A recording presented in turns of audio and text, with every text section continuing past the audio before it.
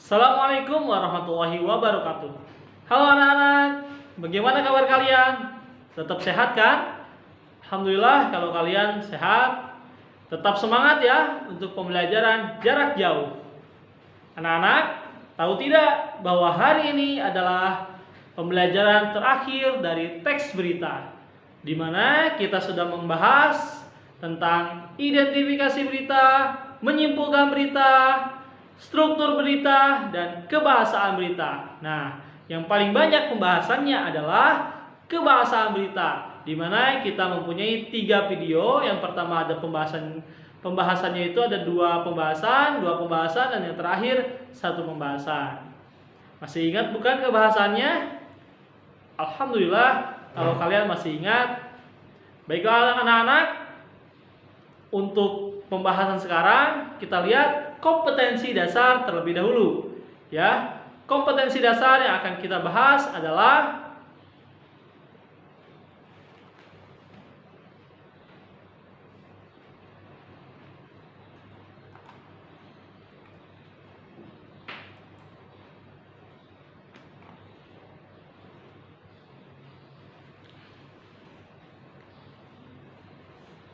Tiga titik dua, menelaah struktur dan kebahasaan pada teks berita. Dan yang terakhir 4.2, menyajikan data dan informasi dalam bentuk berita secara lisan dan tulis dengan memperhatikan struktur, kebahasaan, atau aspek lain, lafal, intonasi, mimik, dan kinestik. Nah, untuk indikatornya bisa dilihat, siswa mampu menguasai pembahasan pada teks berita, siswa mampu menyajikan data. Yang ketiga, siswa mampu mengolah data dan menjadikan informasi. Yang terakhir, siswa mampu menyajikan berita secara lisan maupun tulis.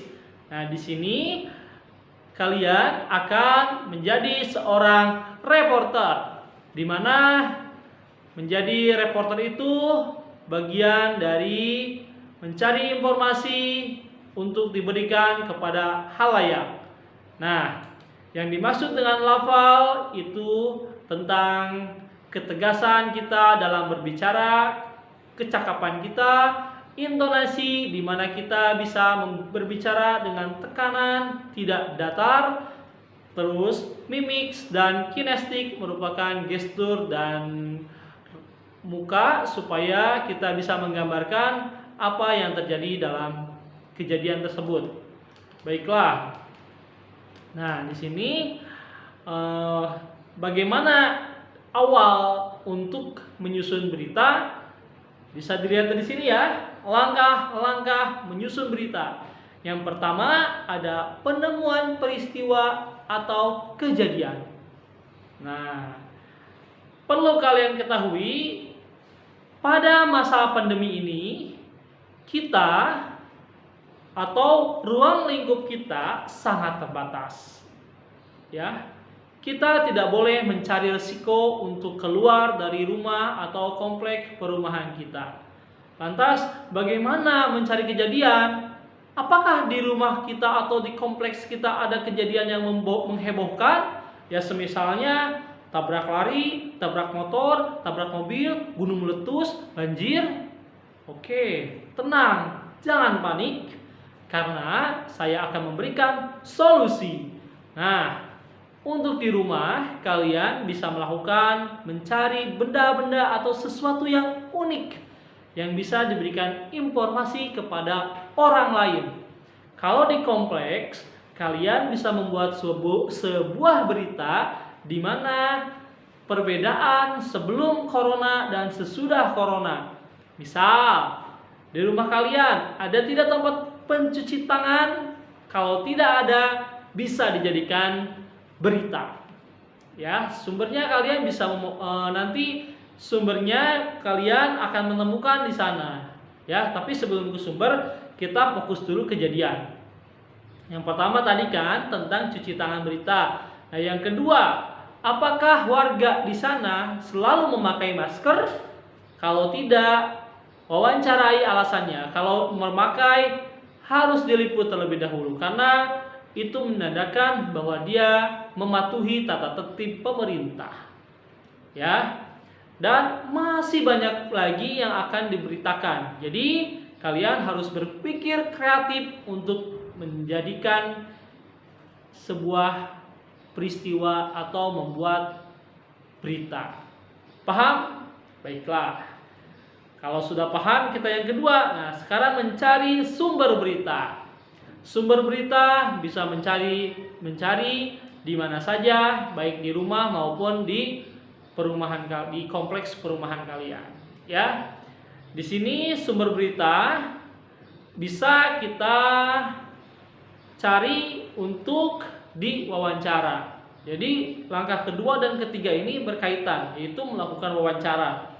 Nah, sebelum kalian mencari sumber berita, siapkan dulu tentang pertanyaan-pertanyaan yang akan kalian berikan. Di mana pertanyaan itu akan dijadikan acuan untuk kalian mewawancarainya, ya. Lantas setelah kalian membuat pertanyaan-pertanyaan, apa saja yang harus kalian pikirkan? Nah, setelah itu kalian mencatat hal-hal penting. Nah, karena sekarang teknologi sudah mumpuni, pasti kalian sudah mempunyai handphone atau smartphone atau ponsel pintar. Di mana ponsel pintar ini sudah bisa merekam, bahkan memvideo, dan saya yakin ponsel pintar kalian sudah lebih canggih dari semua orang, ya.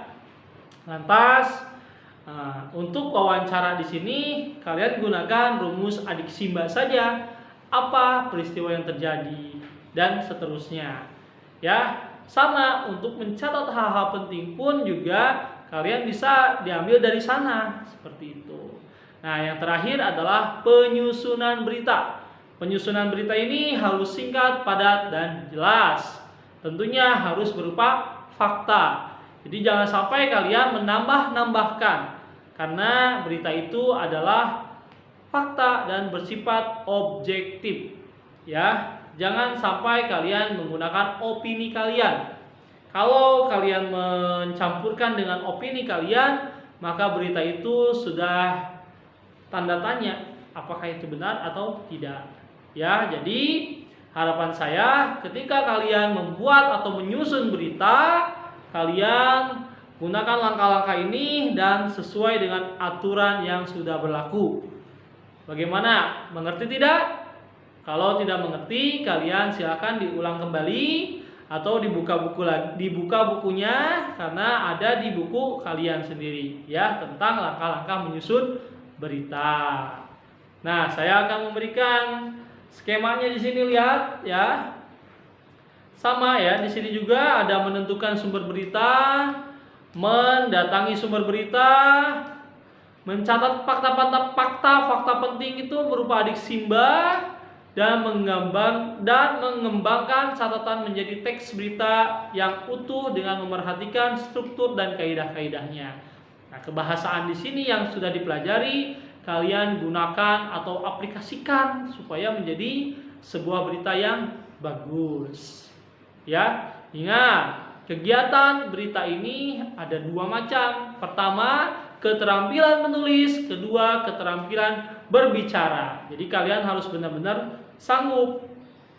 Nah, perlu kalian ketahui, pada saat pembuatan video ini atau pembuatan kalian menjadi reporter, kalian kan satu orang. Tidak boleh berkelompok ya. Sekali lagi saya tekankan, tidak boleh berkelompok, satu orang. Lantas bagaimana nanti ketika meliputnya? Berarti kalian seperti ingin membuat vlog saja, kamera dipegang sendiri. Nah, jadi kalian harus siap untuk segala halnya. Paham? Oke, kalau kalian ingin mencari bantuan, silakan oleh orang tua kalian, saudara kalian. Ya, yang jelas kalian harus menjadi pemeran utamanya. Contohnya, misalkan kalian yang menjadi reporternya, nah yang memegang kameranya itu ada saudara kalian. Jangan kebalik ya. Saudara kalian jadi reporternya, kalian malah jadi pegang HP-nya, kameramennya. Tidak boleh. Harus kalian sebagai aktor atau pemeran utamanya. Gimana? Mengerti tidak? Nah, kalau kalian mengerti, berarti kalian sudah siap menjadi reporter hari ini, ya. Siap? Harus siap. Ya, karena karena saya ingin melihat kalian menjadi seorang yang luar biasa, yang penuh dengan percaya diri. Ya, kalau hanya sebatas teori, nanti tidak ada buktinya, itu sama saja dengan omong kosong.